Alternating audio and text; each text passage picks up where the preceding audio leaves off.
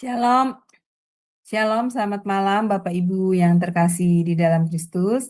Selamat pagi bagi Bapak Ibu yang stay di Amerika dan selamat siang menjelang sore bagi Bapak Ibu yang stay di Jerman. Selamat bertemu kembali pada kelas pembelajaran firman Tuhan pada hari Selasa, tanggal 27 Januari 2026 di Sema Adonai. Yang malam ini kita akan belajar tentang tema sakit tapi sehat. Nah, ini menarik sekali temanya ya Bapak Ibu. Dan yang akan mengajar kita kali ini adalah Ibu PDM Dra Magdalena Caroline da Costa. Baik Bapak Ibu sekalian, sebelum memulai pembelajaran maka kita akan membukanya dengan berdoa terlebih dahulu. Seperti biasa ya, mari kita berdoa Bapak Ibu. Bapa kami yang di surga, terima kasih dan puji syukur ya Bapa untuk hari baru yang sekali lagi Kau berikan bagi kami hari ini. Terima kasih ya Bapa, kami masih boleh diberi kesempatan untuk mengisi hari ini sekali lagi. Terima kasih untuk semua yang sudah Engkau berikan bagi kami ya Bapa, perlindungan-Mu, penyertaan-Mu, bimbingan-Mu, dan juga pemeliharaan-Mu bagi hidup kami semua pada hari ini. Dan juga kami mengucapkan syukur dan terima kasih ya Bapa, karena kami juga masih bisa berkumpul kembali malam ini dalam keadaan sehat di kelas Sema Adonai untuk kembali belajar tentang kebenaran firman. Terima kasih ya Bapak, biar kiranya kelas pembelajaran ini selalu dalam penyertaan dan pimpinan. Dan berkatilah saya juga Tuhan yang menjadi moderator malam ini. Mampukan saya untuk bisa memimpin pembelajaran kelas ini dengan baik dari awal hingga akhir. Dan juga berkati para operator yang bekerja di belakang layar. Mampukan juga mereka untuk bisa melakukan tugas dan kewajibannya dengan sebaik-baiknya. Dan berkati juga internet serta perangkat yang kami pakai saat ini ya Tuhan, sehingga tidak ada satu kendala pun yang dialami oleh internet dan perangkat kami selama pembelajaran kelas ini berlangsung. Dan yang terutama, berkatilah hamba-Mu, Ibu Magdalena Caroline, yang akan menyampaikan kebenaran firman-Mu malam ini ya Tuhan. Berikan hikmat yang hanya daripada-Mu, dan urapi setiap perkataan dari Ibu Magda, sehingga Ibu Magda dapat menyampaikan kebenaran firman-Mu sesuai dengan kehendak hati-Mu Tuhan. Dan juga berkati kami semua yang berada di dalam kelas ini, maupun yang mendengarkan di live YouTube ataupun nanti mendengarkan di live Bunda.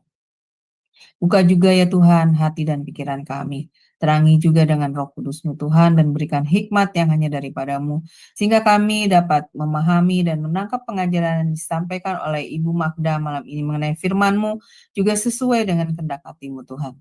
Dan materaikan firman ini dalam hati dan pikiran kami. Dan jadikanlah rema ya Tuhan, sehingga kami selalu mampu mengingatnya. Dan terutama mampukan kami untuk selalu dapat merenungkan, melakukannya di dalam kehidupan kami, dan mewartakan serta mengajarkannya kepada sama kami. Terima kasih Tuhan, kami mau menyerahkan kelas pembelajaran ini hanya di dalam pimpinan-Mu. Dan kami patahkan segala kuasa kegelapan yang akan menghalangi kelas pembelajaran kami saat ini dalam nama Yesus. Doa ini kami panjatkan dalam satu nama, yaitu Tuhan Yesus Kristus, Juru Selamat kami yang hidup. Haleluya. Amin. Amin. Baik Bapak Ibu, sebelum memulai pembelajaran, maka kita akan melihat profil dari narasumber kami, Ibu Magdalena Caroline. Seperti biasa, sebentar ya, saya share.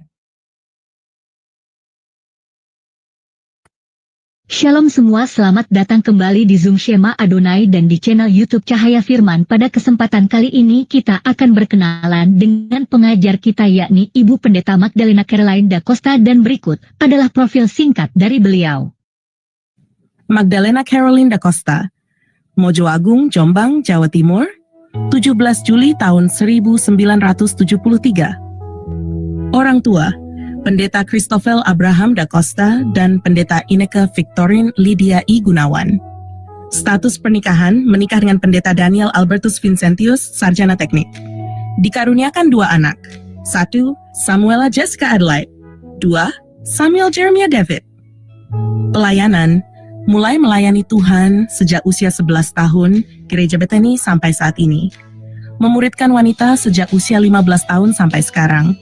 Dan tergabung dalam Virtuous Life Indonesia untuk menjangkau lebih banyak wanita agar dipulihkan dan dimuridkan.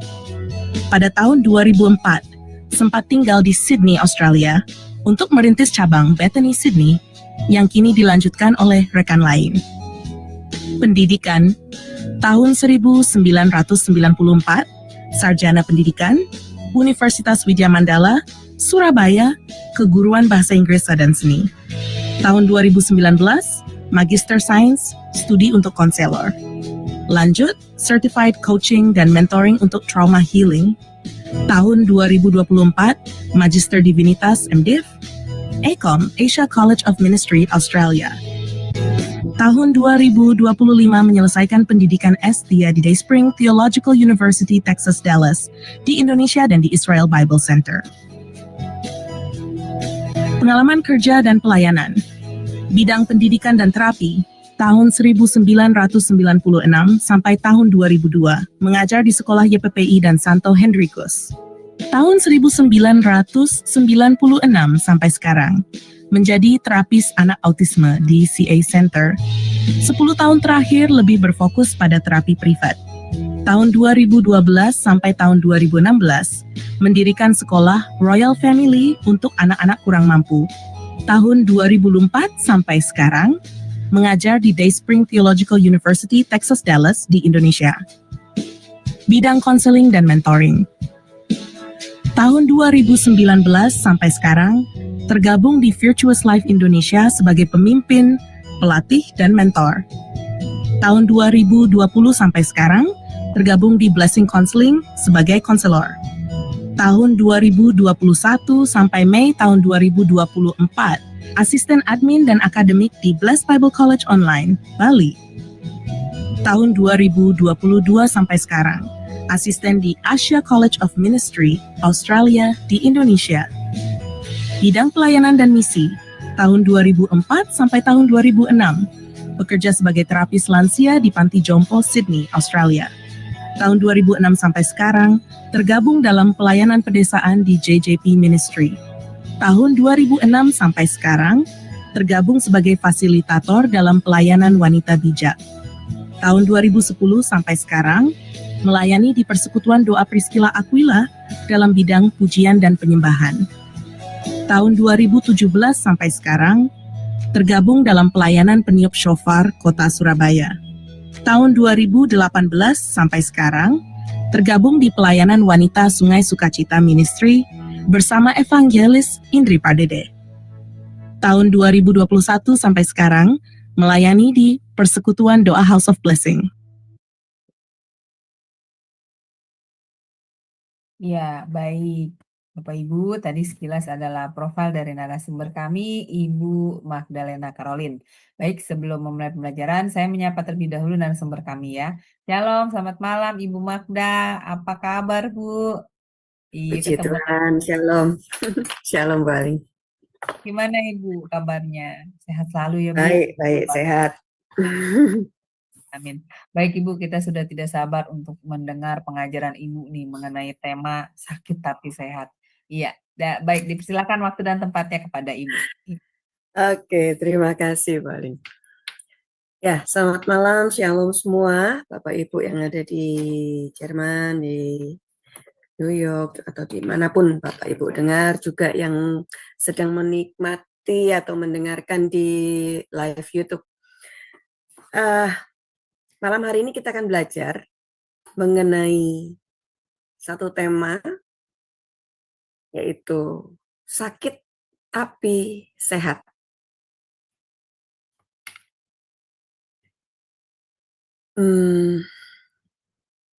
Tadi waktu di awal saya sempat dengar ya, judulnya nggak salah ya, harusnya kan sehat tapi sakit ya.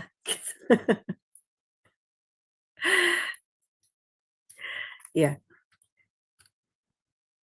judulnya saya sempat waktu itu apa ya,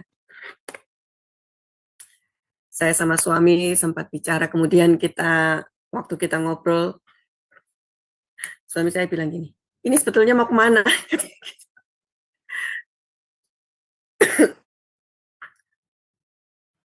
Sakit tapi sehat.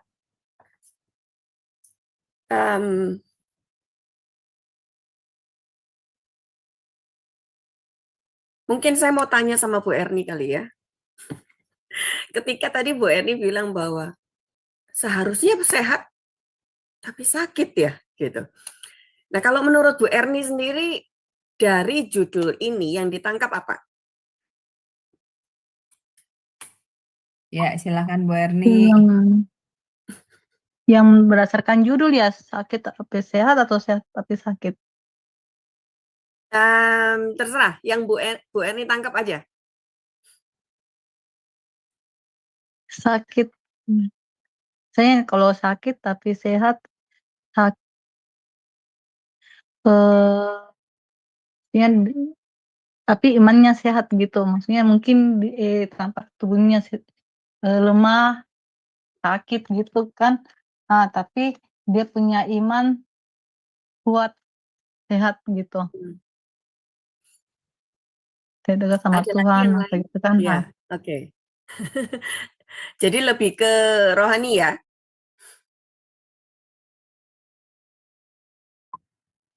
Ya, gimana Bu Erni? Lebih ke rohani ya? Ya itu sih yang sisi rohaninya sih. Baik. Ada lagi tanggapan yang lain dari Bu Erni? Sakit tapi sehat. Bisa aja dia, maksudnya dia merasa sakit karena dia maksudnya dia sugesti dalam dirinya, tapi sebenarnya sih dia sehat gitu. Dia bisa aja sehat gitu. Kayak ada kan satu contoh, ada yang teman gerejaku gitu, dia dibilang sakit, dia dia terkena penyakit jantung apa gitu kan. Nah, katanya kayaknya dia lemah, maksudnya istilahnya agak parah gitu. Terus dia pergi ke Singapura.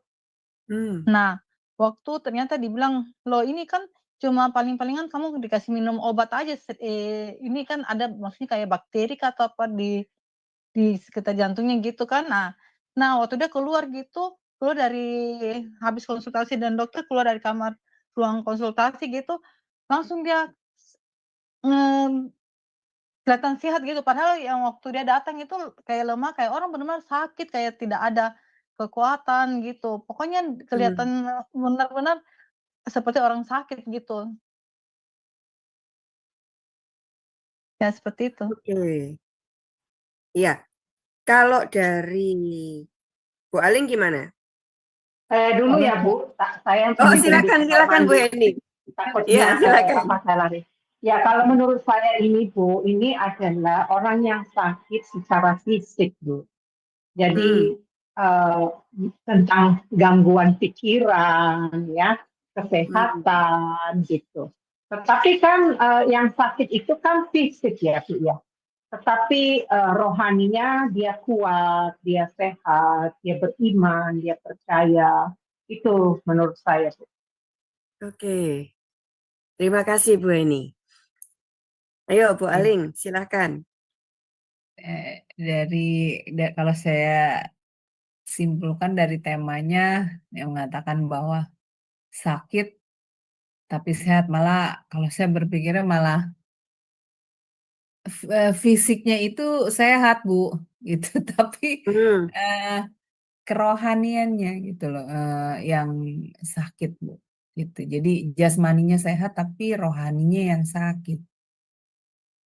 Gitu. Jadi terlihat dari luar dia itu ya sehat Bu, bener gitu. Maksudnya dia bisa bersosialisasi, bisa bekerja gitu. Tapi ternyata di dalam kerohaniannya itulah yang sakit Bu, gitu, jiwanya gitu. Menurut saya. Ya, terima kasih Bu. Iya, Ya. ada dua ya berarti ya. Iya. Ada yang bilang fisiknya yang sakit, tapi ada yang bilang secara rohani itu yang sakit juga. Oke. Saya menilai ya. Iya. Ya, silakan Ibu dilanjutkan. Baik. Ada enggak ya yang dari pria ini? Suara dari pria. Ya, silakan. Dari komennya nih, siapa Bro Agus? Silakan. Bagaimana chat juga boleh Bro, tanggapannya. Pak Ahok, silakan Pak. Mengenai tema sakit tapi sehat, menurut pandangan Bapak. Ibu Cornelia juga boleh nih, Ibu. Ibu Cornelia, silakan di chat. Ya. Oke. Sepertinya sambil still lanjutkan Bu ya. masih berpikir. Iya. Oke, saya izin untuk share screen sebentar Bapak Ibu.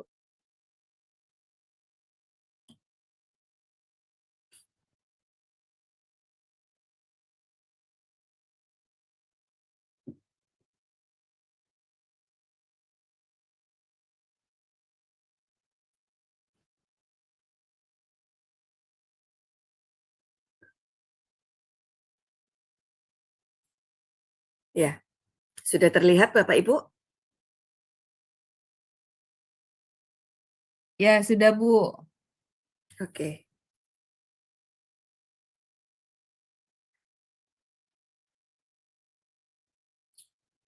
Sakit tapi sehat.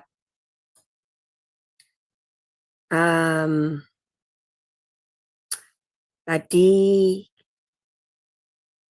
ada yang bilang secara fisik yang sakit. Ada yang juga bilang secara rohani, pribadi ini rohaninya yang sakit. Nah, di malam ini kita mau coba belajar, coba cek, coba melihat ke dalam diri kita masing-masing.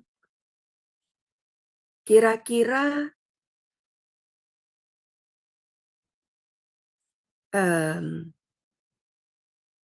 mungkin saya terlihat sehat, tetapi pada kenyataannya ternyata saya sakit.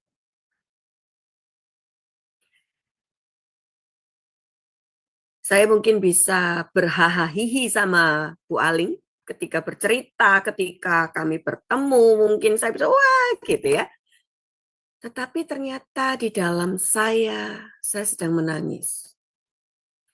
Pernahkah Bapak Ibu ada di kondisi yang seperti ini? Pernah Bu. Iya. Kayaknya semua orang pernah deh Bu. Iya. Iya. Jadi ketika saya share, saya broadcast gitu ya, kelas malam hari ini, salah satu dari mahasiswa juga langsung bilang, saya pernah ada di situ Bu, gitu. Saya cuma bilang gini, haleluya enggak?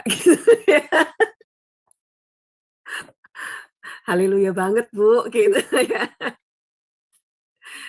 Jadi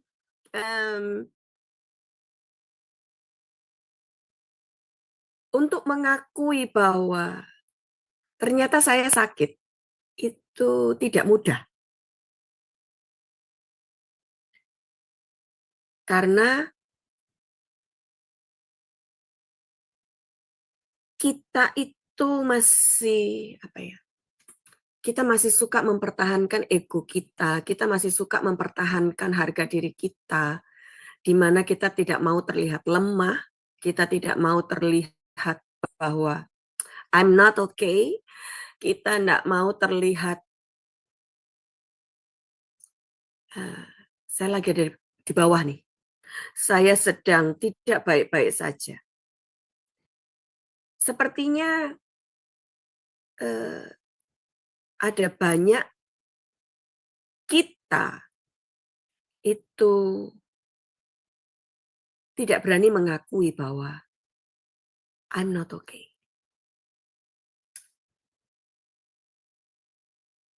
Nah, malam hari ini, pagi hari ini, siang hari ini, sore hari ini, mari masing-masing kita coba untuk recheck lagi ke dalam. Sebetulnya bagaimana sih kondisi saya? Ada masa-masa di mana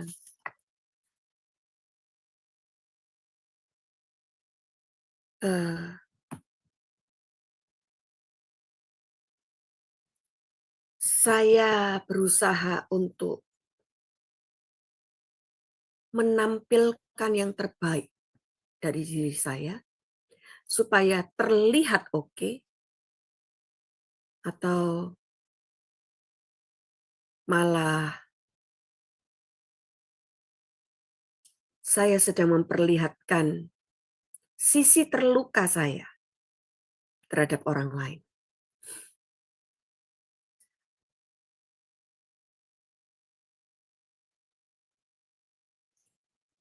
Coba kita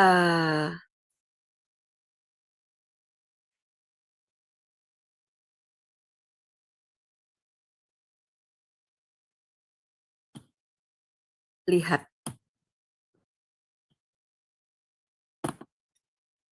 yang ingin Tuhan katakan kepada setiap kita adalah mari menjaga hati kita.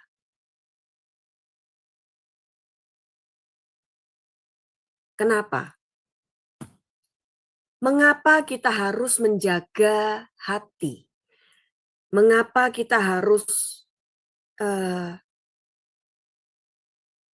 betul-betul merawat hati kita supaya tidak terkontaminasi, supaya tidak terkamiri, supaya tidak terluka, supaya tidak terpecah. Kenapa? Kira-kira kenapa, Bu Aling? Ya Bu, Kenapa kok bilang kita harus menjaga hati kita? karena di situ terpancar kehidupan Bu, Yes. seperti ayat firman. Nah, jadi gini Bu, mengapa kita harus menjaga hati kita? Karena misalnya nih Bu ya, misalnya ada orang yang menyakiti kita, lalu kita dendam gitu, sakit hati dengan orang itu, kita benci gitu. Itu merusak tubuh kita Bu pada akhirnya gitu. Karena beban perasaan itu membuat pikiran kita jadi tidak nyaman, lalu berefek kepada kondisi tubuh kita gitu. Jadi makanya kita harus menjaga hati kita, artinya ketika orang ada yang menyakiti kita, kita harus mampu melepaskan pengampunan Bu, berdamai gitu dengan hati kita, maka akan apa Bu, hatinya akan legowo gitu loh Bu, dan itu baik buat Gampang nggak? kesehatan. Iya, nggak gampang Ibu, sulit sekali, sulit. Iya. Iya, Nah, sulit sekali. betul sekali. Tidak mudah. Kenapa? Karena dikatakan jagalah hatimu, karena hati itu adalah pusat kendali dari diri setiap kita. Pusat atau satu pusat itu berarti dia seperti kita itu memiliki satu kekuatan, satu energi yang besar dalam hidup kita, dan itu terangkum di dalam yang namanya hati. Ketika hati kita memiliki kesadaran yang penuh bahwa saya harus oke, maka yang namanya sakit hati, yang namanya kecewa, benci, itu akan ada satu kesadaran yang membuat kita terus terjaga dan bilang bahwa ini tidak boleh ada di dalam hidup kita. Seperti yang tadi Bu Aling bilang. Bu Aling bilang bahwa pada akhirnya sampai di titik bisa legowo. Padahal orang yang namanya ketika sampai di titik yang legowo itu tadi, tidak gampang Bapak Ibu.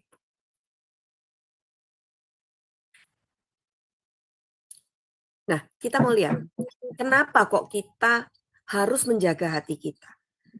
Kenapa hati itu dikatakan merupakan pusat kendali dari diri kita? Nah, kita lihat di sini. Hati itu sebagai pusat energi kesadaran dalam perspektif energi hati, ya, yang dipahami sebagai gini, merupakan sumber niat pemancar frekuensi dari setiap pikiran, emosi manusia. Semuanya itu bermula dari yang namanya hati. Sehingga ketika hati kita sehat, bersih, terang, maka itu akan memancar sebagai satu kekuatan, satu energi ke pikiran kita, dan itu akan tersampaikan melalui apa? Ucapan kita, perilaku, bahkan kondisi fisik tubuh kita. Karena itu dikatakan kualitas dari hati ini menentukan kualitas seluruh diri kita.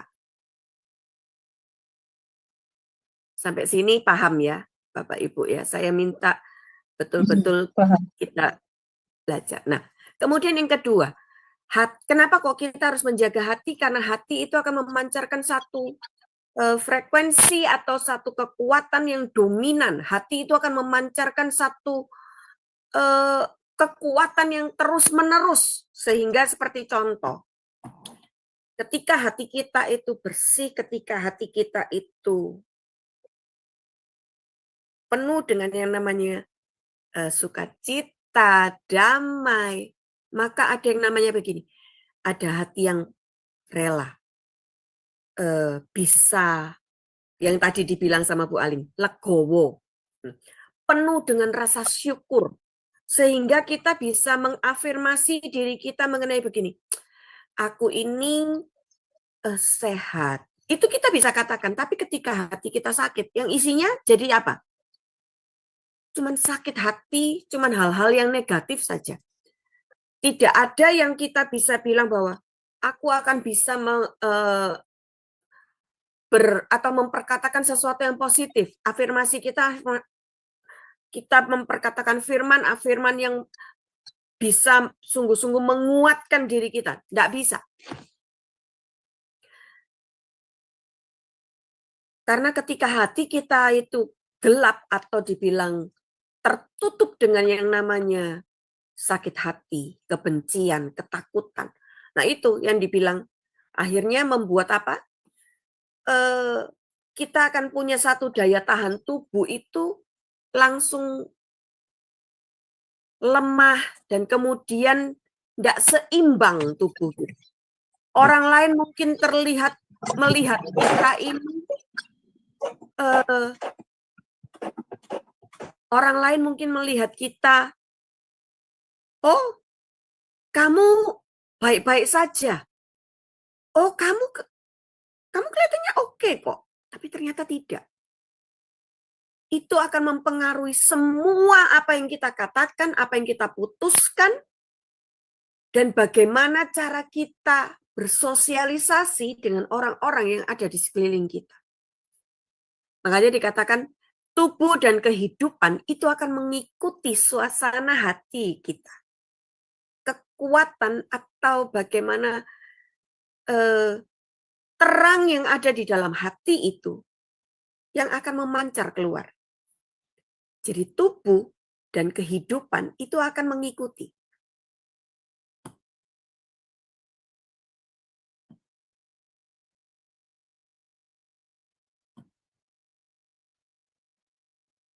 Ketika hati kita jadikan satu sebagai pusat, sebagai komandan, sebagai pusat komando gitu ya. Dari tubuh kita, maka itu akan menuju kepada pikiran sebagai pengelola tubuh, pelaksana. Jika hati bersih, maka aliran energi yang di dalam tubuh kita yang tidak lancar karena dendam, karena iri, karena benci, kecewa, sakit hati, dan lain-lain, itu akan bisa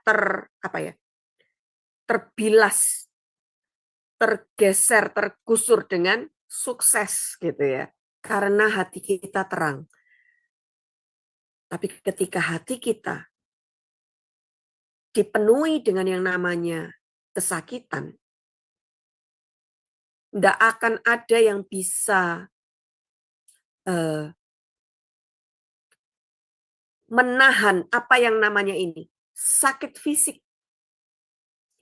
Ketika hati kita sakit, ini yang terjadi. Emosi kita mudah meledak. Iya apa iya, Bu Aling? Bener, Bu. Bener. Kita akan merasa hidup ini terlalu berat, sehingga ketika ada orang nyenggol kita sedikit, wah, kita sudah tidak karu-karuan tuh. Nginjek kaki padahal tidak sengaja. Kita bisa marah-marah tanpa sebab. Oh iya, sebabnya kan sakit karena kaki saya diinjek. Ya kan bisa bilang, biasa aja, maksudnya nggak terlalu yang sampai gimana, kan bukan sampai yang karena apa gitu ya.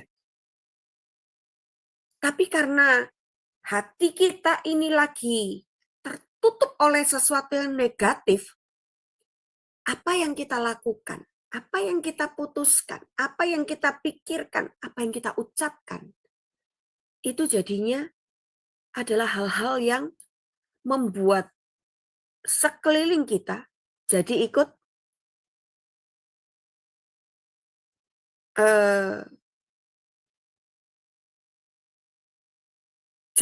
apa ya, meledak-ledak.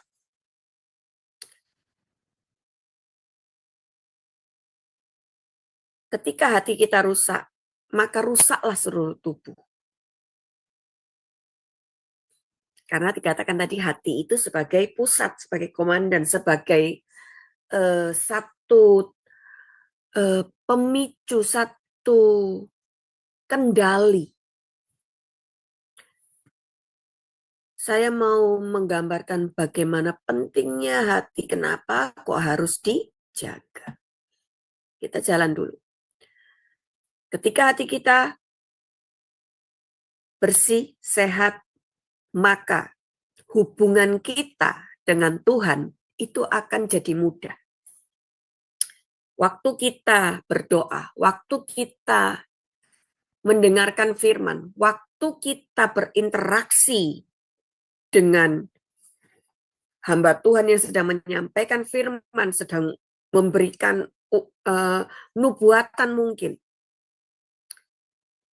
Respon kita itu akan jadi respon yang positif, bukan respon yang negatif.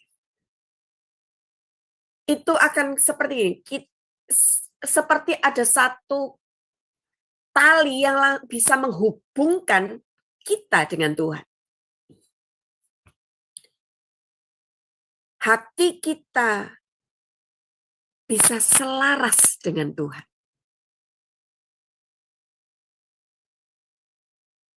Ketika kita berdoa, tapi dengan hati yang lagi berkecamuk dengan semua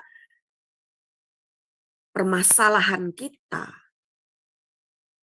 emosi kita yang sedang, wah, enggak karu-karuan. Sekalipun kita di luar itu sedang menampilkan senyum, gitu ya. Apakah Bapak dan Ibu juga saya bisa berdoa dengan baik?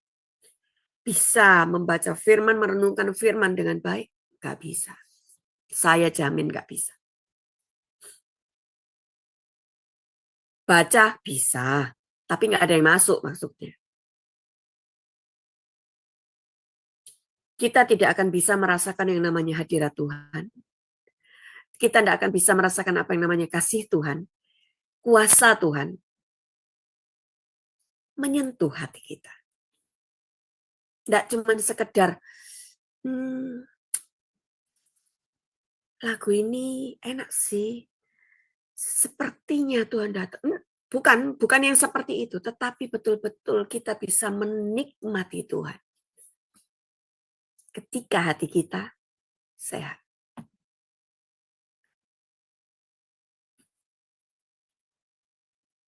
Nah ini, kenapa perubahan hidup harus dimulai dari hati?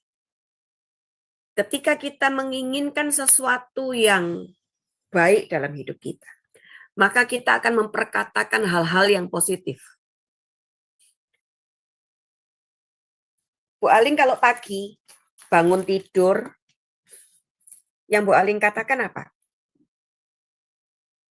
Atau Bu Aling langsung pegang HP, buka TikTok? Berdoa, Bu. Iya. Iya, langsung berdoa saya. Mohon. Kenapa? Kenapa saya tanyakan? Karena ada banyak ketika begini, ketika hati kita sakit. Kita mau berdoa, kita mau baca firman, kita mau merenungkan, kita mau apapun lah ya, yang berurusan dengan Tuhan. Sepertinya ada sesuatu yang bikin kita apa ya? Ada tembok yang membuat kita nggak bisa masuk di situ. Ya, kita kepingin sih berkata seperti firman. Aku ini adalah ahli waris, aku ini diberkati Tuhan. Tuhan adalah gembalaku yang baik, takkan kekurangan aku. Kita kepingin bicara seperti itu, mengafirmasi kata-kata firman yang jadi rema dalam hidup kita. Itu kita mau perkatakan jadi sesuatu perkataan yang positif, yang membangun setiap kita. Tapi kita susah untuk melakukan. Kenapa? Karena ketika hati kita sakit, kita ada di posisi yang seperti ini. Iya apa iya? Benar tah Tuhan itu gembala kita yang baik. Pernah enggak Bu Aling? Benar Bu, benar. Ketika hati tidak baik-baik kondisinya, maka untuk mengucap syukur aja sulit, Ibu. Padahal cuma mengucap syukur loh ya.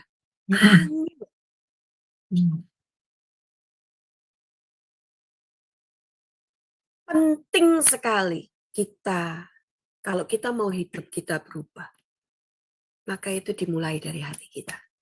Beres sama Tuhan, beres sama sesama, sama orang-orang yang ada di sekeliling kita. Firman bilang, kalau kamu mau melayani, mau berdoa, ampuni dulu saudaramu. Artinya ketika kita tidak bisa mengampuni, ketika hati kita penuh dengan kebencian, dengan kemarahan, dengan kekecewaan. Tuhan itu bilang gini, Mas yo kamu berdoa sampai jengking-jengking loh. Tiarap. Tidak bakal bisa. Kelihatannya mungkin bisa. Tapi kamu tidak akan dapatkan apa-apa.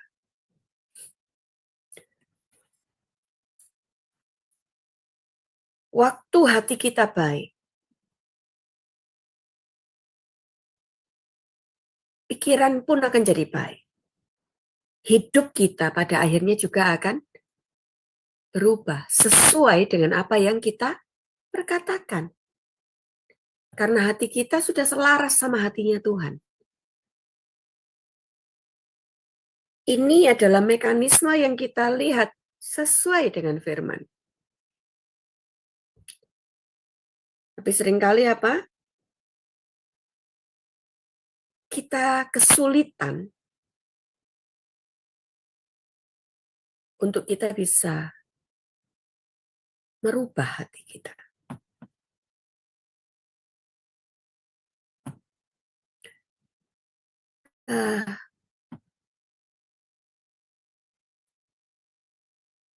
Jadi ketika hati itu yang merupakan pusat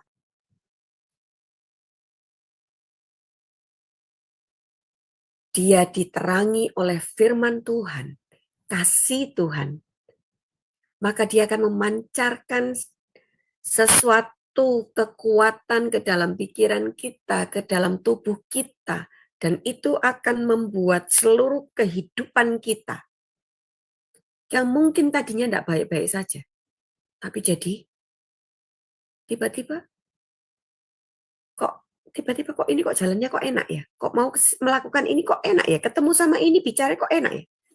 Makanya dikatakan jagalah hati, jangan sampai kita mengotorinya. Kenapa pada waktu ada orang yang kerasukan kemudian diusir, tapi ketika dia tidak menjaga hatinya, ada berapa lagi yang masuk ke dalam kembali roh jahatnya? Bu. Lebih banyak kan? Itulah kenapa dikatakan hati ini harus kita jaga.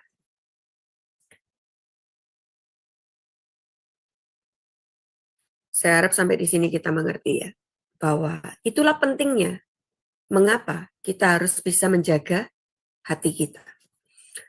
Amsal bilang, jagalah hatimu dengan segala kewaspadaan, karena dari situlah terpancar kehidupan.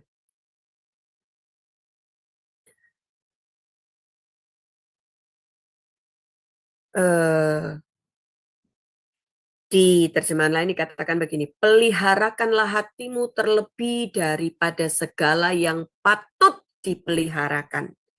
Karena dari dalamnya terpancarlah segala mata air hidup.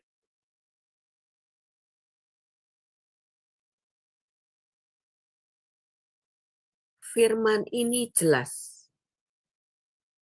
Pelihara, jagalah hatimu dengan segala kewaspadaan. Artinya, ketika kita tidak waspada, ketika kita mudah terluka, ketika kita mudah jadi kecewa, jadi marah, maka kehidupan kita jadi mati. Tidak terpancar lagi.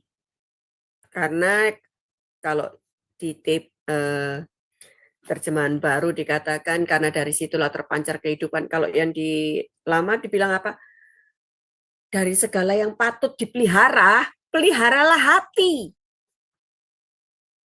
Karena dari dalamnya terpancarlah segala mata air hidup. Artinya semua yang baik, semua yang positif, semua yang hal-hal yang benar, yang mulia itu terpancar. Ini segala mata air hidup. Nah, itu terpancarnya dari mana? Dari hati. Ketika hati kita dalam kondisi yang sakit,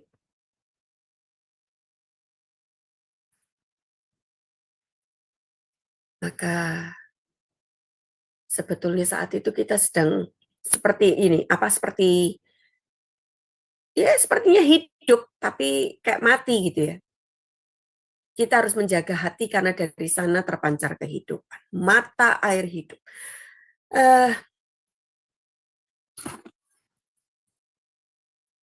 Tidak mudah. Seperti yang tadi saya bilang, ketika saya share ini kemudian mahasiswa saya bilang, saya pernah ada di situ, Bu. Saya percaya kita semua yang mendengar saat ini pernah ada di titik ini.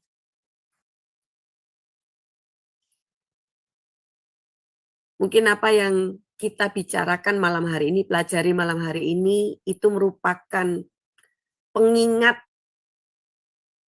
yang akan menyentil hati Bapak Ibu malam hari ini. Waktu hati kita saat ini mungkin sedang tidak baik-baik saja.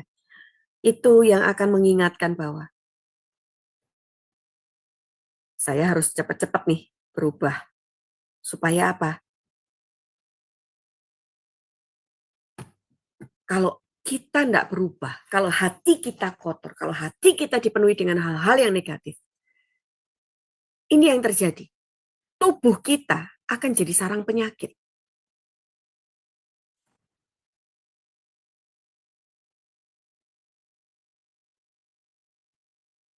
Tiba-tiba kepala kita suka pusing.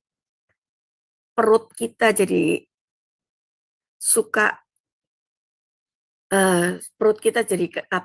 gampang kena mah. Hati yang luka itu bisa menyebabkan kanker. Itu hal-hal yang mungkin sepertinya di luar nalar kita. Masa sih apa hubungannya gitu ya. Yang bener aja Bu Magda gitu ya. Masa iya sih karena sakit hati bisa jadi kanker? Masa iya sih?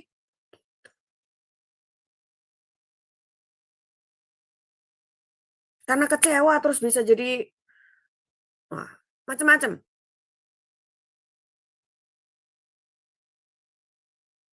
Tapi kalau kita mau jujur, coba Bapak Ibu lihat sekeliling Bapak Ibu. Orang yang terluka, orang yang kecewa, orang yang benci saudaranya, benci temannya, apapun. Ada aja. Kalau kalau itu terjadi sama teman atau rekan yang terdekat sama Bapak Ibu, mungkin mereka bisa ngomong ya, aduh, leherku tegang terus. Asam lambungku naik lagi. Pernah enggak Bu Ali? Pernah, Bu. Itu pasti ada beban pikiran. Ya, paling Iya. gampang itu. Aduh. Yang paling sering apa? Asam lambung naik.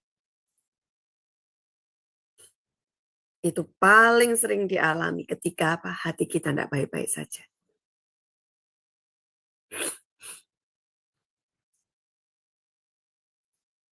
Saya ini ketika saya marah, Bapak Ibu ya.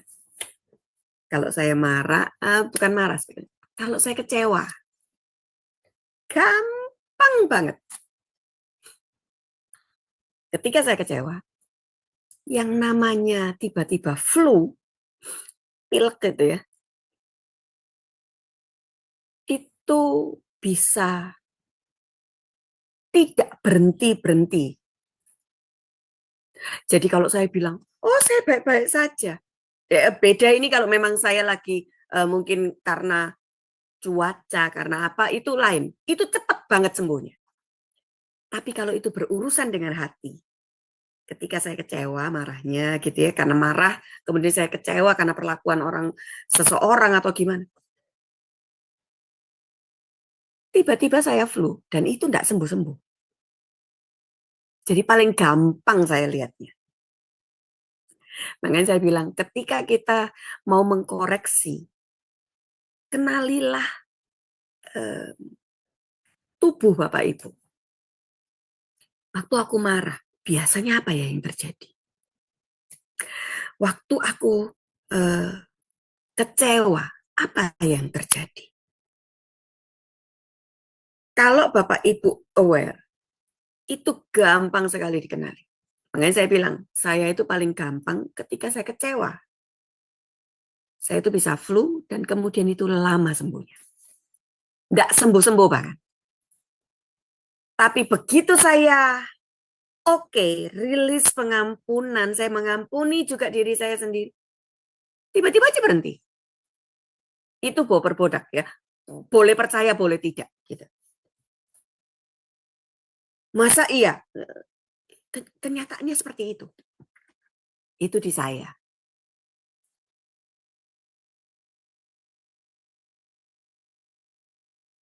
Jadi mari kenali apa yang terjadi ketika Bapak Ibu kecewa, marah, sakit hati, benci. Tiba-tiba asam lambung naik nanti. Saya punya teman, sahabat, dokter ini. Ketika dia jengkel, selalu asam lambungnya naik. Jadi kalau kita lagi ngobrol guyon gitu, aduh, sebentar asam lambungku. Saya sudah langsung marah sama siapa, sudah gitu ya. Karena apa? Ini kan karena kita kenal, kita tahu. Perlu untuk setiap kita bisa mengenali apa yang terjadi dengan tubuh kita. Supaya kita jadi orang-orang yang bijaksana dan selalu berjaga-jaga. Karena apa? Nggak mudah, Bapak Ibu.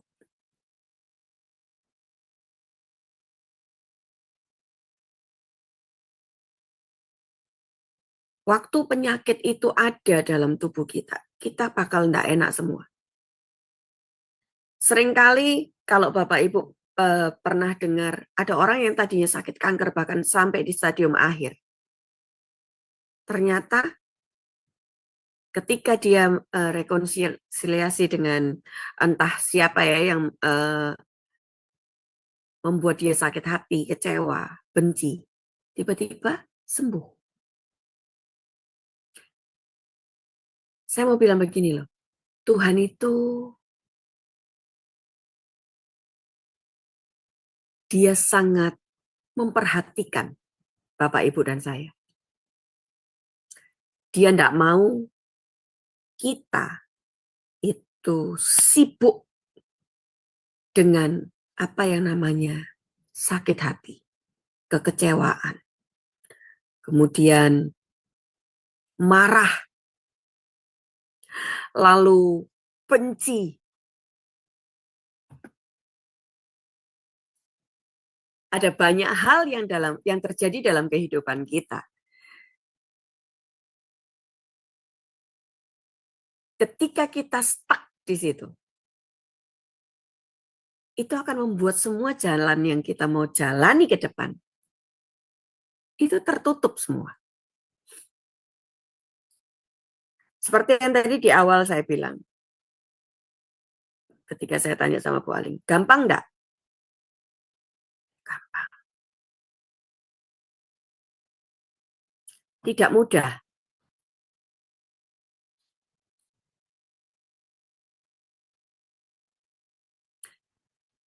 Ketika kita bicara mengenai kehidupan atau mata air hidup, sebetulnya maksudnya apa sih?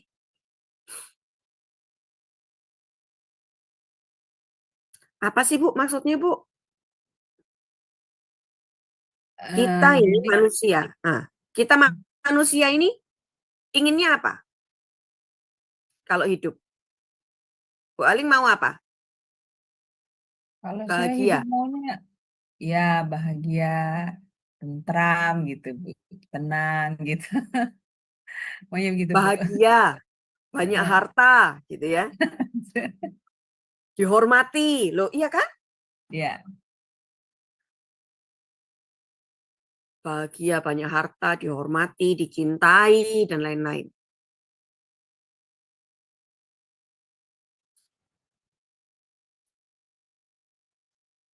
Tapi kita lupa bahwa semua ini bisa kita miliki, bisa kita jalani, bisa kita rasakan ketika hati kita baik, ketika hati kita bersih, ketika hati kita terang. Tapi waktu hati kita dipenuhi dengan rasa marah, gelap, susah. Ada satu kisah di dalam firman Tuhan dari salah satu anak Raja Daud.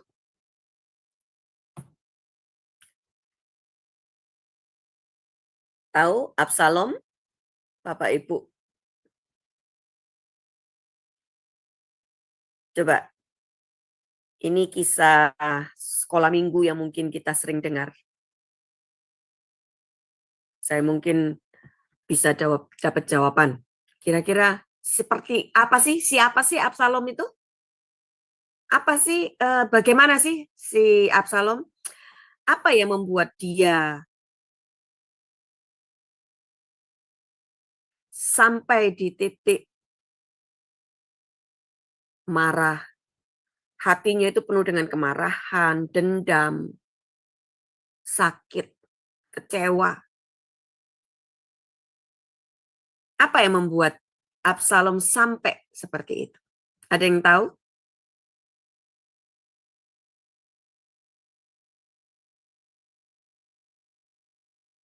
silakan Bapak Ibu. Saya lupa Ibu ceritanya Absalom ini. Ya, Ibu Erni, Ibu Henny. Saya lupa Bu Absalom ini ceritanya gimana. Iya, ya Ibu Cornelia, silakan. Yuk, Yang silakan. ingat, Siapa yang silakan. ingat? Ya, Pak Ahok, ingatkah kisah Absalom? Coba Bu Aling buka di 2 Samuel 13. Iya, sebentar ya Bu. 2 Samuel.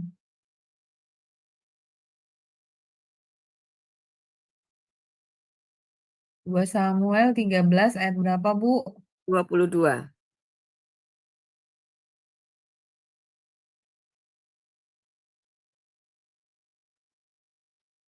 Iya. 2 Samuel 13 ayat 22. Demikianlah firman Tuhan. Dan Absalom tidak berkata-kata dengan Amnon, baik tentang yang jahat maupun tentang yang baik. Tetapi Absalom membenci Amnon, sebab ia telah memperkosa Tamar adiknya. Ah iya benar, saya beringat Bu kisahnya. Iya, iya. Mereka semua ini anak-anak dari Raja Daud. Ya, Mm. Tamar, Amnon, Absalom, ini anak-anak Raja Daud. Tapi kalau kita mau tarik ke belakang,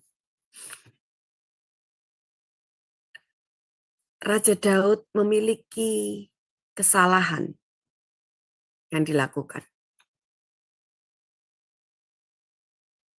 Firman Tuhan itu hidup. Dulu, sekarang, sampai anak selamanya. Ada harga yang harus kita bayar dari setiap apa yang kita lakukan.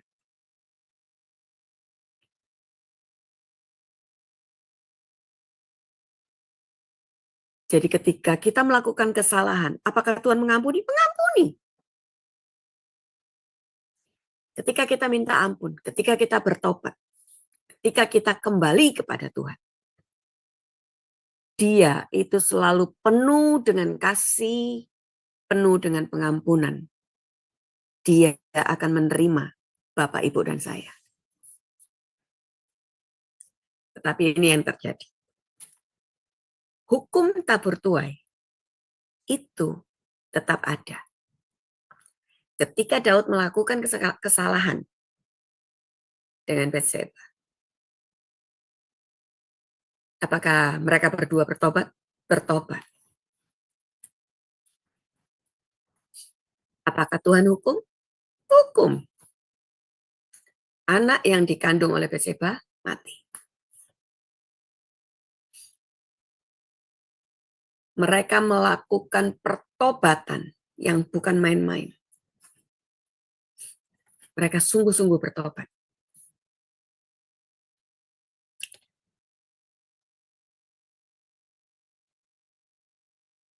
Tapi Tuhan yang kita sembah, Dia adalah Tuhan yang adil. Daud dikatakan man after his own heart. Orang yang mengejar Tuhan.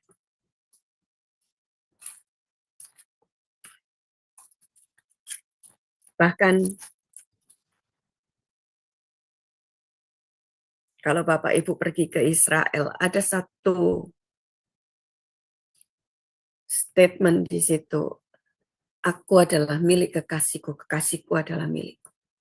Itu adalah yang Daud katakan. Sehingga itu dijadikan satu, bukan cuma sekedar slogan, tetapi kalau Bapak Ibu pergi di Israel, ada cincin yang di situ tertulis Ani Ledodi Vedodili. Aku adalah milik kekasihku, kekasihku adalah milikku atau kepunyaanku. Aku kepunyaan dari kekasihku.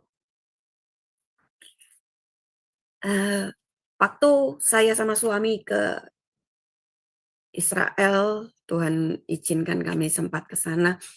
Kami ke Kana. Di situ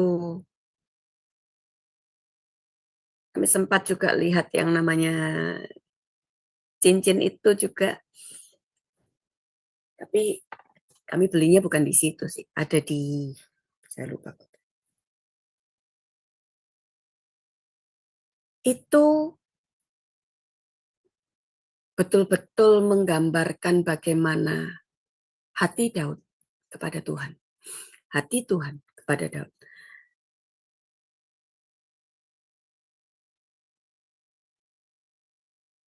Lambang dari satu pernikahan ya. Jadi perkataan Anile Dodi Vedodili ini akhirnya jadikan satu apa ya, dia ada di cincin pernikahan yang akhirnya ketika kami sampai di Indonesia lagi, karena kami punya teman rekan yang punya apa ya, biasa buat cincin gitu, jadi dia bikin cincin yang dari bertuliskan Anile Dodi Vedodili dari bahasa Ibrani. Nah, Bapak Ibu kita melihat begini loh, sekalipun bertobat, tapi tetap ternyata ada harga yang harus dia bayar. Tidak hanya anaknya meninggal, tetapi kita melihat bahwa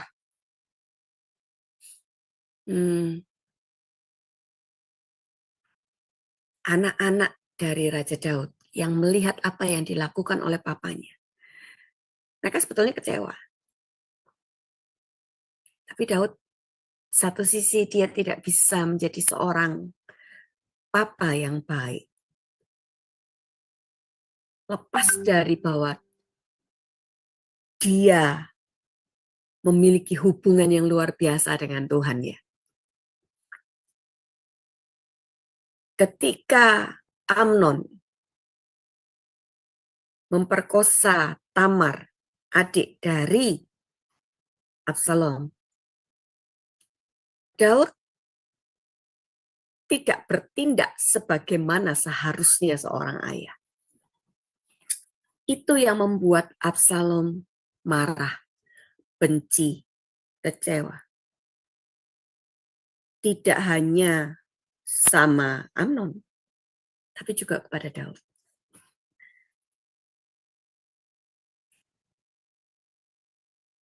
Pada akhirnya bagaimana kita melihat si Absalom ini berontak kepada Daud.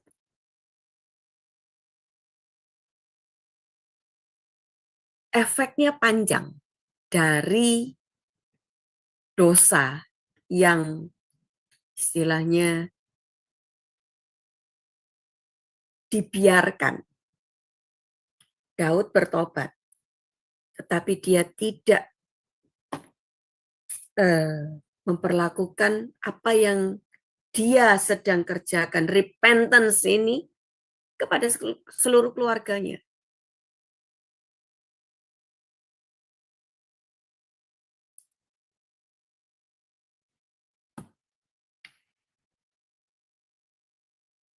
Absalom tidak bisa menjaga hati dari yang namanya sakit hati, dendam, marah, kecewa, luka, yang memenuhi hatinya, merusak hatinya. Sehingga apa? Pikirannya mulai memikirkan hal-hal yang tidak baik. Pemberontakan, pembunuhan, semua yang negatif itu ada di otaknya. Jadi kita bisa melihat begini, Alkitab itu menggambarkan semua yang terjadi sebetulnya dalam kehidupan kita ketika kita tidak bisa menjaga hati kita dengan baik. Apakah saya tidak pernah terluka, tidak pernah kecewa? Wah, ya pernah lah, kan gitu ya. Makanya waktu tadi saya cerita mahasiswa, saya bilang, oh ya saya juga pernah ada di situ. Tapi kan nggak berhenti di situ. Intinya adalah, apakah kita mau kembali membersihkan hati kita dan kembali kepada Tuhan? Tanya, apalagi Tuhan yang kamu mau untuk aku lakukan? mengampuni.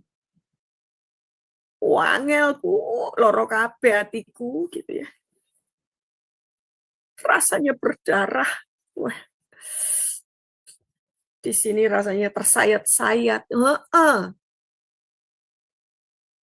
Jangan bilang bahwa ibu sih enggak pernah ngerasain. Coba ibu ada di posisi saya. Kalau ada yang konseling sama saya kemudian bilang begitu, saya cuma diem. Saya biarin. Terakhir baru saya bilang, saya juga pernah ada di situ kok.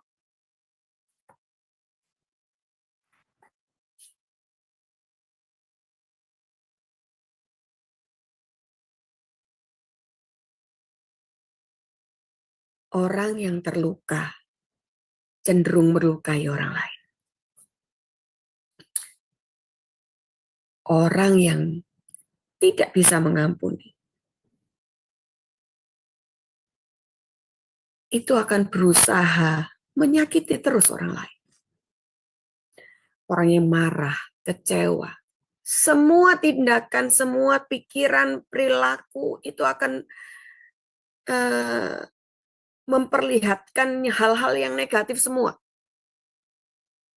Bicara sama orang, orang akan tersakiti. Ngomong sama orang, orang bisa kecewa. Orang bisa marah, bisa emosi. Saya, kalau enggak salah, saya pernah di kelas juga saya pernah bicarakan. Dulu waktu saya masih di remaja, ketika saya pelayanan gitu ya, sayanya sih nggak apa-apa, baik-baik. Cuman mungkin mereka-mereka saja. Jadi teman-teman saya aja yang jadi ada statement seperti ini. Waduh, karena saya dipanggil Cik D gitu ya. Waduh, kalau ada Cik D, pasti ada yang marah, lalu ada yang dimarahi. Kenapa? Saya, kalau Bu Heni orang gitu ya, mungkin rada sama gitu ya. Nggak suka yang gimana-gimana, apalagi terutama di dalam organisasi gitu ya. Terbiasa semuanya harus jalan dengan rapi, dengan baik gitu ya. Supaya apa? Kalau enggak, amburadul semua. Makanya kenapa setiap kalau ada meeting atau apa, pasti ada yang marah dan ada yang dimarahi. Yang marah siapa? Saya mungkin gitu ya. Jadi sebetulnya bukan marah, tapi saya ini kan soalnya campuran ya Bapak Ibu ya. Saya pernah bilang, papi saya itu Ambon Portugis, mami saya itu murni asli Cina gitu. Jadi ketika saya marah, saya ngomong mungkin waktu itu, jadi karena masih remaja gitu ya, masih berapi-api gitu ya kalau bicara. Daerah Ambonnya masih banyak, masih besar banget gitu. Jadi orang kalau dengar saya ngomong mungkin kayaknya saya lagi marah-marah gitu. Padahal ya enggak. Jadi itu yang terjadi. Nah, ketika kita melihat Absalom di sini, ada banyak hal ternyata yang membuat kalau kita enggak selesaikan akar dari suatu masalah, ternyata akhirnya jadi panjang. Kita lihat keluarga Daud, itu enggak karu-karuan Bapak Ibu. Apa enggak karu-karuan bahasanya? Ngerti ya Bapak? Karu-karuan. Apa ya Bu Aling? Amburadul, Bu. Iya, bahasa Perancisnya amburadul. Nah itulah kacau, ya, Iya, kacau kacau balau. Iya. Keluarga Daud kalau kita mau jujur, mau lihat, kita mau koreksi, mau bedah semuanya. Sekalipun Daud bertobat, Batseba bertobat, ternyata orang-orang yang mereka lukai itu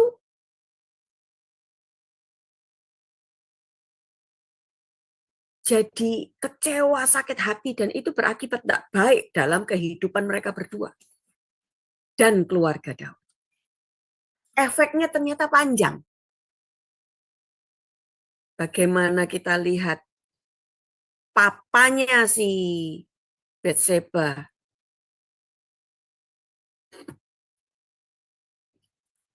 papanya mertuanya ya, yang jadi si Ahitofel itu yang jadi si penasehatnya Daud, akhirnya berontak terhadap Daud. Kita melihat akhirnya ada lingkaran-lingkaran setan yang ketika itu tidak diselesaikan, efeknya panjang. Sakit hati. Ketika kita tidak bisa jaga dengan baik, orang lain mungkin melihat kita, oh sehat loh, tapi di sini ternyata busuk. Luka-luka yang di dalam ini membuat rusak tubuh kita tanpa kita sadari.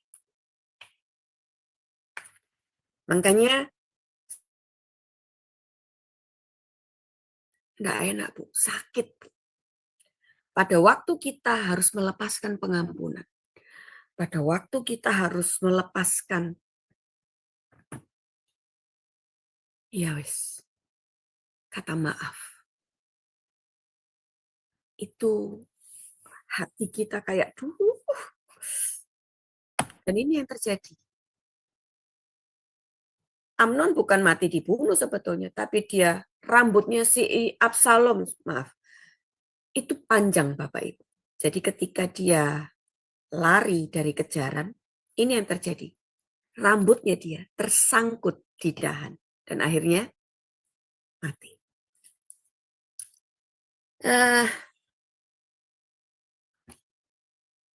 Saya cuma mau bilang begini. Tidak ada manusia yang tidak pernah kecewa. Tidak ada manusia yang 100%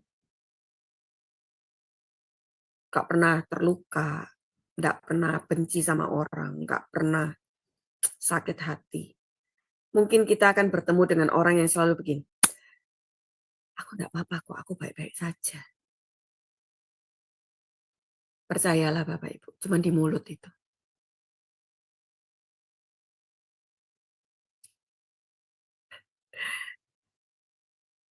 Kalau ada orang yang kenal dengan Bapak Ibu, mereka pasti tahu bagaimana karakter setiap kita.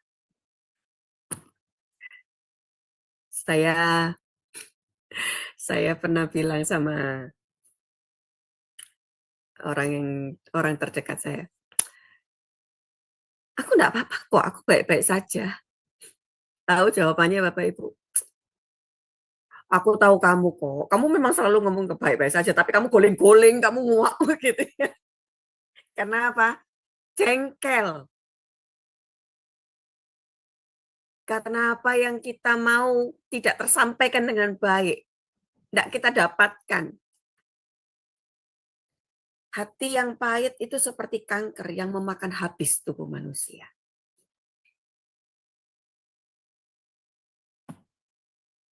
Hati yang pahit itu yang terjadi seperti ini, gambar di sini. Bertengkar, ribut.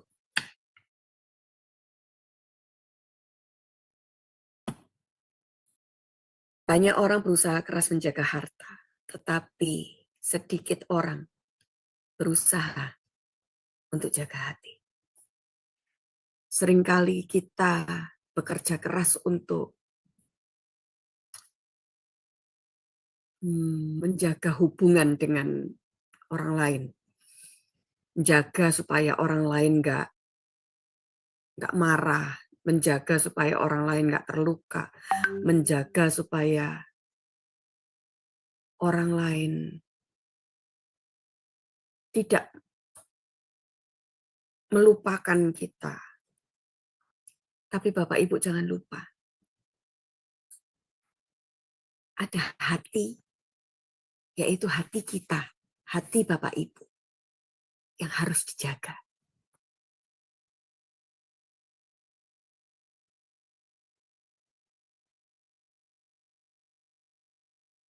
Coba sekarang refleksikan dalam diri Bapak Ibu. Apakah hari ini, entah itu sama suami, entah itu sama anak, sama istri, sama saudara, sama orang tua, sama rekan kerja kita, rekan pelayanan kita. Apakah hari ini kita sedang membenci seseorang? Apakah hari ini kita masih belum bisa memaafkan seseorang? Apakah hari ini kita sedang iri sama orang lain karena melihat mereka, kok dia kok pekerjaannya kok naik terus ya, pelayanannya kok wajar, bisa kemana-mana terus ya, bisa naik mimbar terus ya.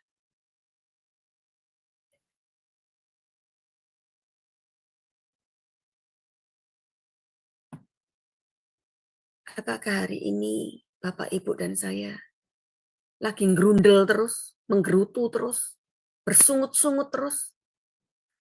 Apakah hari ini kita sedang menyimpan dosa dalam hati kita? Mari koreksi.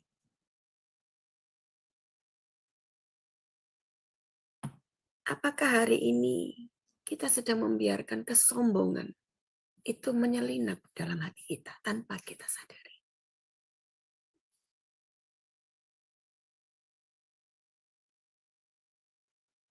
Menjaga hati ternyata tidak semudah kita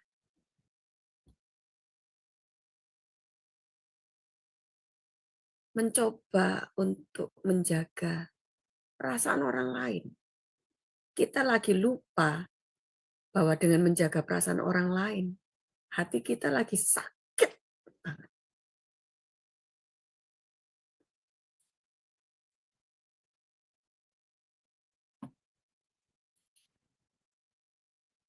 Mari kita diagnosa. Bagaimana hati Bapak Ibu saat ini? Apakah hati kita lagi dipenuhi dengan kecewa, sakit hati, kecewa, luka, benci, lalu mungkin kita sedang iri sama orang lain, mungkin kita sedang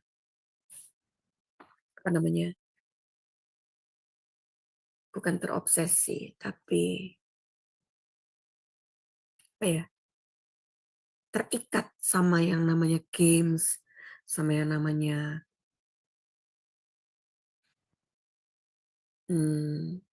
TikTok, sosmed, dan lain-lain gitu ya.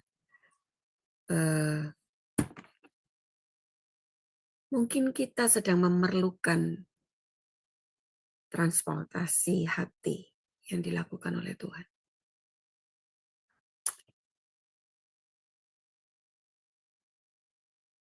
Hati kita sudah terpecah, tidak karu-karuan. Ada banyak lubang, ada banyak luka, nanah di situ. Mari koreksi.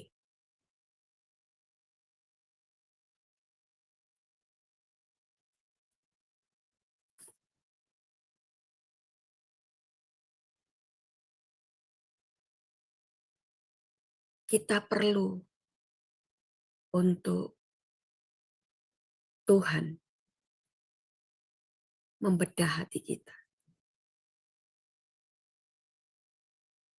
Melakukan transplantasi hati yang Dia lakukan di kayu salib. Menyembuhkan semua luka. Membasuh semua dosa. Membuang semua akar kebencian dari dalam diri kita. Nggak mudah, ya. Sakit Bapak Ibu. Percayalah, sakit banget.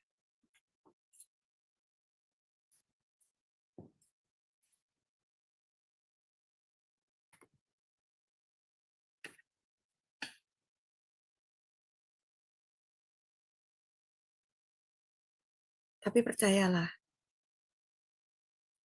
ketika kita merelakan hati kita dibedah.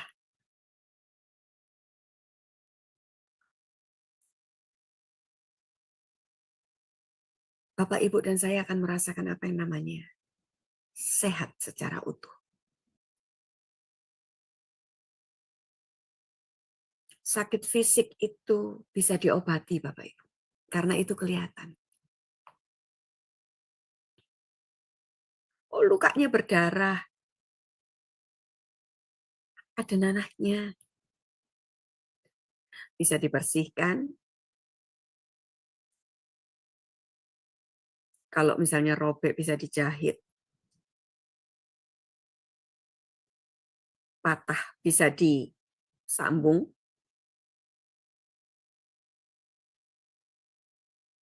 Tapi kalau luka hati, itu nggak terlihat.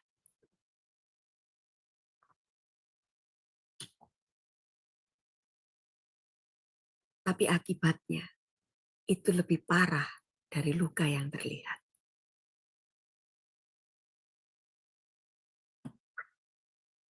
Keputusannya itu ada di tangan Bapak, Ibu, dan saya. Apakah kita mau membuang semua kejahatan dalam artian rasa luka, rasa sakit, rasa kecewa, rasa dengki, rasa iri, rasa marah, pahit. Apakah kita mau merelakan itu semua? Dalam artian kita melepaskan pengampunan kepada orang yang mungkin kita waktu kita konseling kita bilang dia tidak layak, Bu.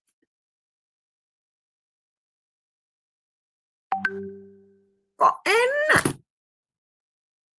Percayalah, ketika kita melakukan itu, apa yang namanya berbahagia, itu akan kita nikmati.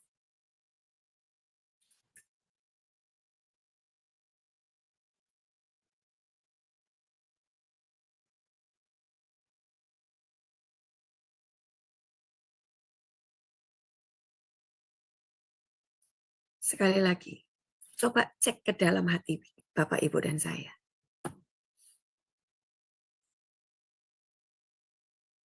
Ketika bilur-bilur Tuhan itu menjamah, menggantikan setiap sakit kita. Itu supaya apa? Supaya kita sembuh. Tidak ada yang tidak bisa dilakukan dan disembuhkan oleh bilur Tuhan.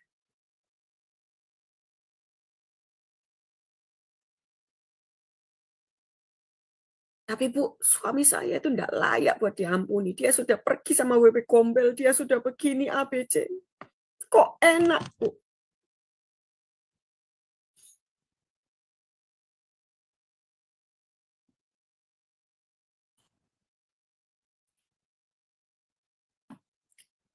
Saya cuma mau bilang begini, Bapak Ibu.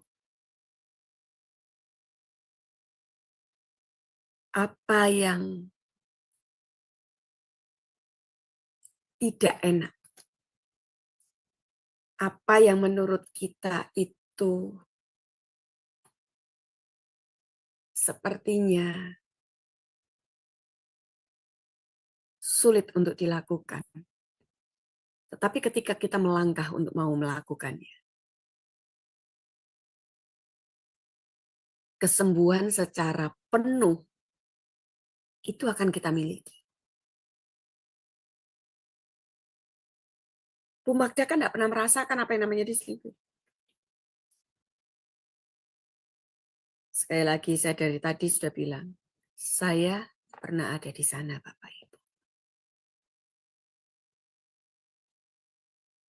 Percayalah bahwa tidak mudah. Makanya dulu saya pernah ngomong bahwa kalau bukan Tuhan, mungkin Bapak Ibu dan saya ketemunya bukan di sini, tetapi di RSC. Kenapa? Sakit yang saya alami tidak segampang itu untuk disembuhkan. Makanya saya bilang, I've been there. Saya bisa senyum begini, tertawa, tapi dalam saya hancur.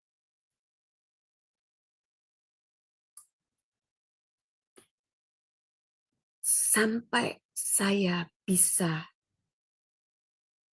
deal sama Tuhan. Oke. Aku mau nurut Tuhan. Kalau ini memang didikan Tuhan. Baik. Gampang? Enggak. Saya enggak gila aja puji Tuhan Bapak.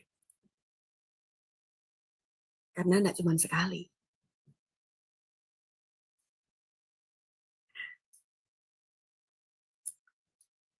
Jadi makanya mengampuni itu butuh effort. Kebencian itu adalah hal yang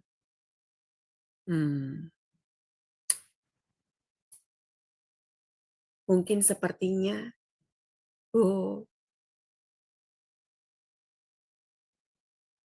hal-hal tertentu, hal-hal yang mungkin tapi begini loh Bapak Ibu. Kalau Bapak Ibu mau sehat, Bapak Ibu mau mengalami apa yang namanya kasih karunia Tuhan, itu mengikuti perjalanan hidupmu. Bersihkan setiap lukamu. Jadikan hatimu tahir. Minta Tuhan menyembuhkan dan membalut luka itu. Sakit iya, tapi yang penting kamu sehat. Secara roh dan fisik. Bukan cuma sekedar roh saja yang sehat, tapi fisikmu pun akan sehat ketika kamu mau melepaskan pengampunan. Sakit Bu, tahu saya rasanya.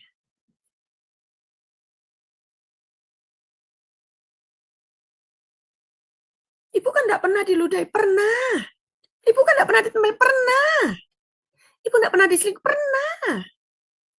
Pernah. Sakit, iya.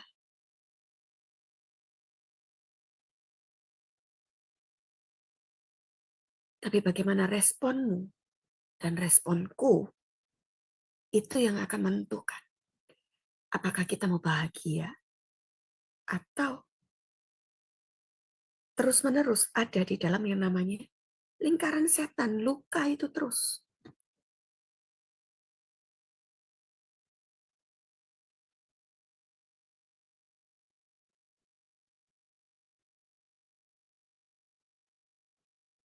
Sakit pada waktu kita melepaskan pengampunan.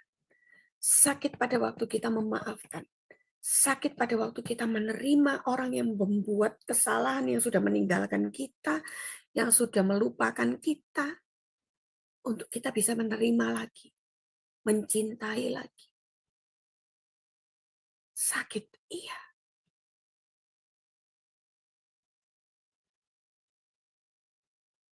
Tapi ini loh kuncinya. Kalau itu Tuhan mau, ayo lakukan.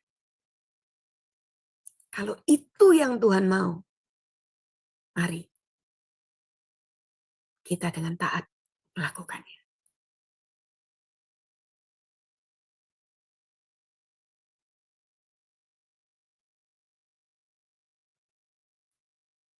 Selalu ingat ini.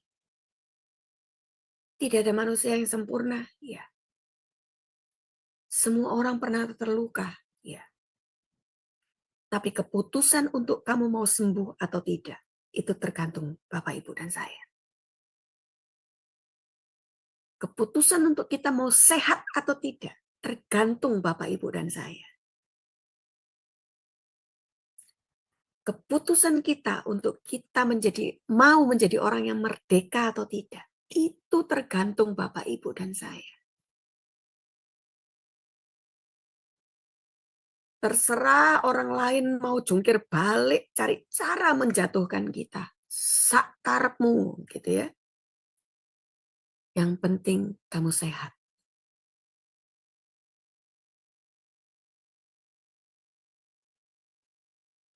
Orang mau bilang apa, terserah. Yang penting kamu terus berjalan di dalam apa yang Tuhan mau. Melakukan firman dengan baik. Bertobat dengan sungguh-sungguh. Terserah orang mau apa. Gampang? Enggak. Sekali lagi, tidak mudah.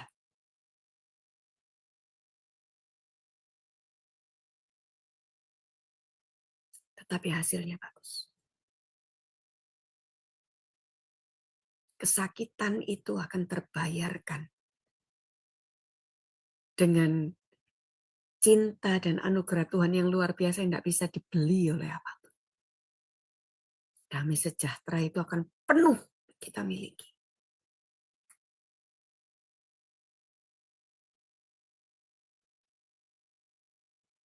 Lepaskan saja Bapak Ibu. Genggaman Bapak Ibu. Lepaskan. Apa yang memang perlu dilepaskan. Jangan terus ada di sini yang membuat hatimu akhirnya jadi semakin terluka.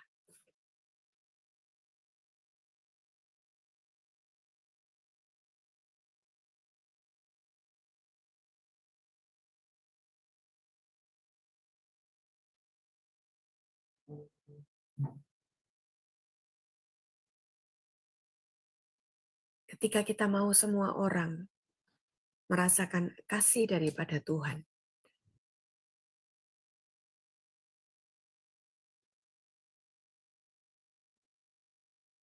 biarkan mereka melihat cinta yang dari Tuhan, kasih sayang Tuhan, pengampunan, kerelaan untuk kita bisa melepaskan itu semua buat mereka.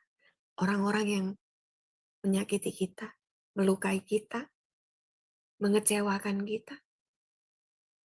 Lepaskan itu semua. Jangan digenggam luka itu Bapak Ibu.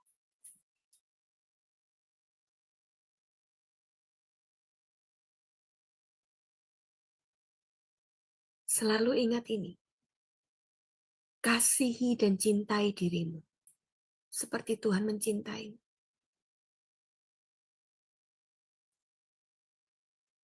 Setelah kita bisa mengasihi diri kita, hati kita, Bapak Ibu akan bisa melepaskan kasih yang berlimpah sama orang lain.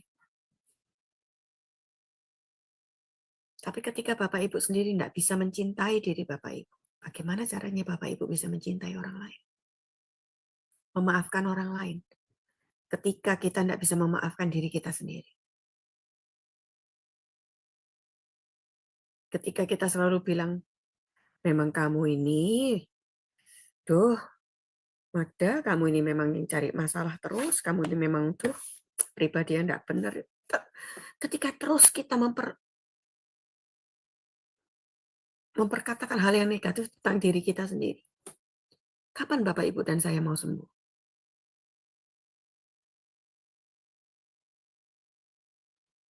Ayo.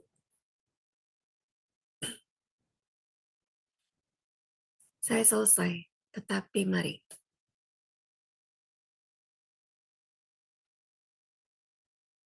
Rangkullah diri Bapak Ibu, terimalah dengan baik.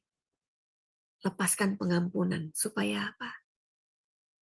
Supaya hati kita sehat. Sekalipun sakit sepertinya pada saat kita melepaskan pengampunan. Lepaskan saja. Supaya apa? Hatimu penuh. Thank you, saya selesai Bu Aling. Ya, baik. Terima kasih Ibu Magda, luar biasa Bu pengajarannya malam ini. Jadi kita belajar satu hal ya Bapak Ibu, bagaimana harus menjaga kondisi hati kita dari penyakit hati berarti ya Bu ya, yang kita bahas ini ya. Dan karena dari situlah kita akan mendapatkan ketentraman ya Bu, damai sejahtera, sukacita, dan kebahagiaan di dalam diri kita dan juga hidup kita. Baik, sebelum kita mengakhiri kelas pembelajaran ini, maka saya akan bacakan terlebih dahulu acara-acara Sema Adonai ke depannya ya, Bapak Ibu sebentar saya share.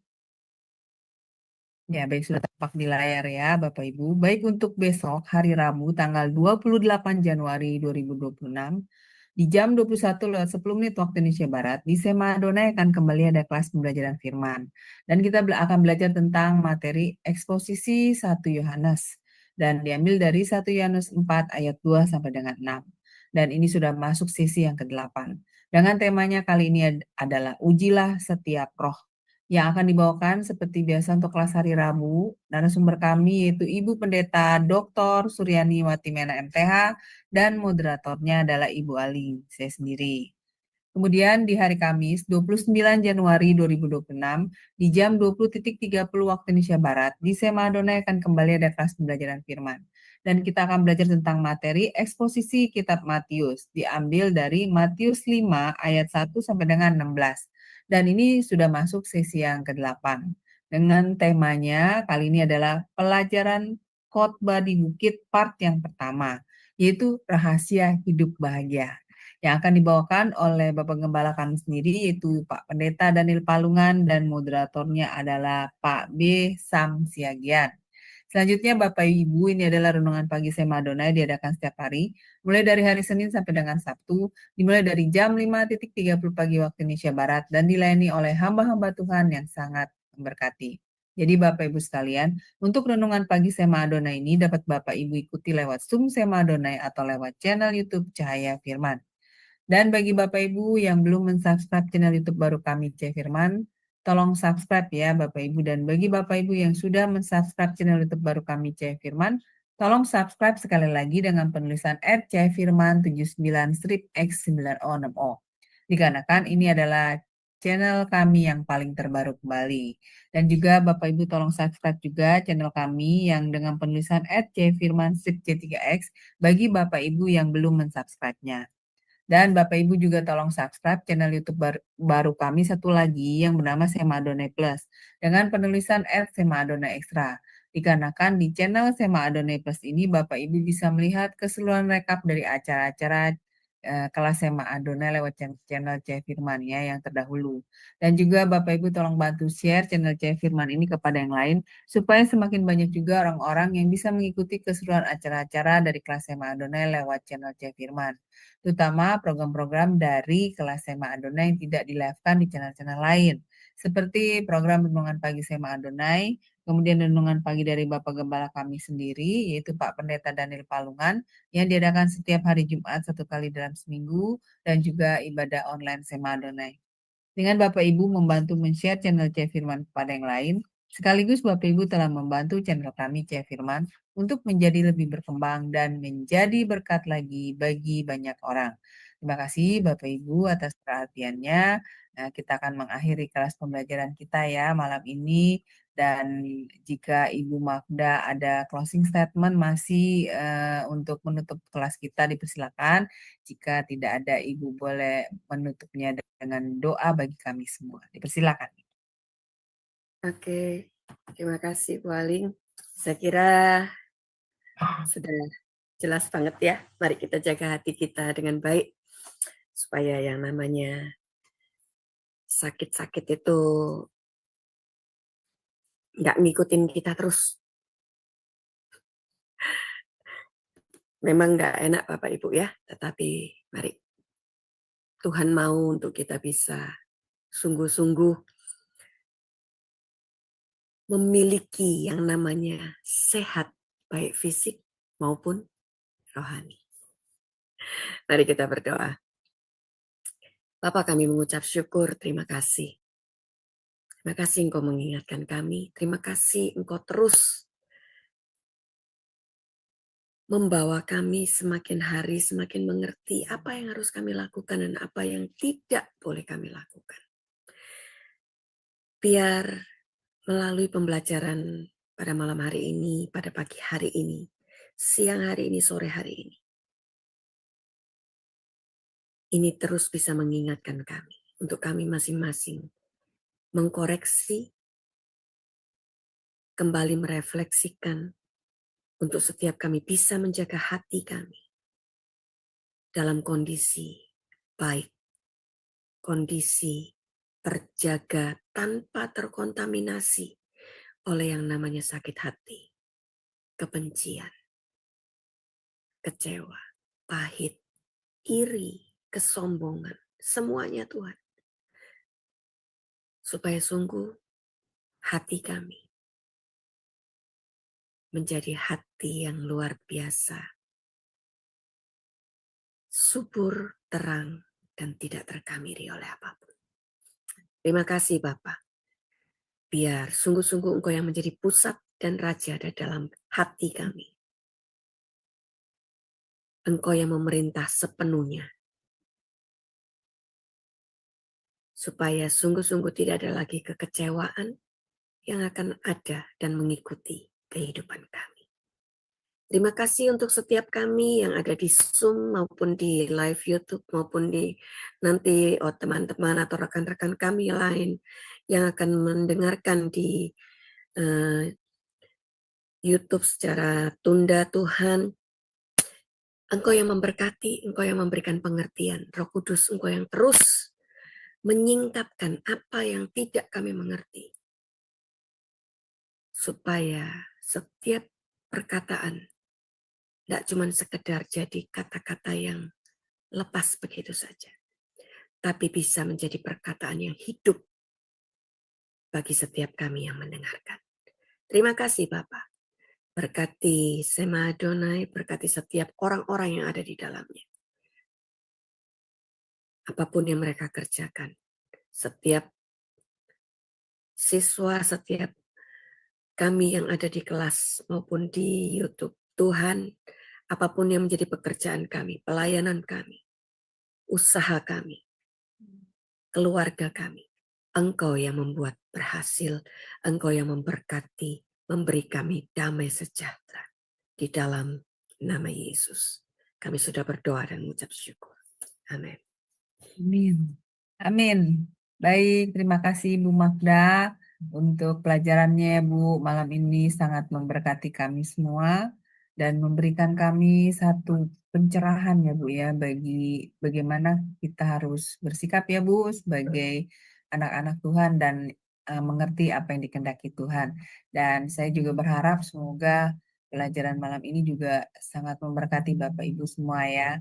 Dan juga pelayanan Ibu Magda, semoga selalu diberkati Tuhan, lebih dan lebih lagi menjadi berkat bagi banyak orang, dan Ibu sekeluarga juga selalu diberi kesehatan, diberi perlindungan, dan juga diberkati kehidupannya oleh Tuhan berlimpah ya, amin. Baik Bapak Ibu sekalian, terima kasih untuk kebersamaannya dengan tim Sema Adonai. Jangan lupa besok pagi masih ada renungan pagi di pukul 5.30 pagi waktu Indonesia Barat ya di Sema Adonai. Dan malamnya juga akan tetap ada acara kelas pembelajaran firman kembali. Jadi tetap stay bersama kami ya Bapak Ibu untuk bertumbuh bersama di dalam kebenaran firman Tuhan. Baik Bapak Ibu, kami tim Sema Adonai mengundurkan diri dan kami mengucapkan selamat beristirahat bagi Bapak Ibu semua. Tuhan berkati. Shalom, shalom, shalom.